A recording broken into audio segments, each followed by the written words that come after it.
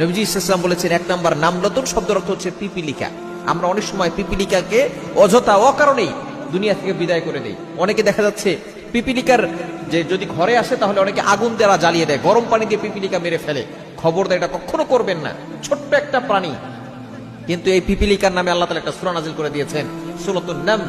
নামলুন শব্দের অর্থ হচ্ছে পিপিলিকা। এবং এই পিপিলিকার ভাষা হযরত সুলাইমান আলাইহিস সালাম বুঝতে পারতেন। আল্লাহ পাক রব্বুল আলামিন এই পিপিলিকার নামে আয়াত নাযিল করে দিয়েছেন।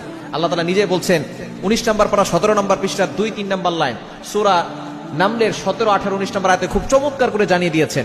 ক্বালাত নামলাতু ইয়া আইয়ুহান নামলু দুখুলু মাসাকিনাকুম লা ইয়াহতিমান্নাকুম সুলাইমান ওয়া জুনুদুহু ওয়া হুম লা ইয়াশউরুন। সুলাইমান আলাইহিস সালাম একবার তার সৈন্যবাহিনী নিয়ে যাচ্ছিলেন। এমন সময় পিপিলিকার এক সর্দারনি রানী ছিল, সর্দারনি ছিল। সে সকলকে আওয়াজ করে বলতেছে, ইয়া আইয়ুহান নামলু দুখুলু মাসাকিনাকুম, তোমরা সকলে নিরাপদে তোমাদের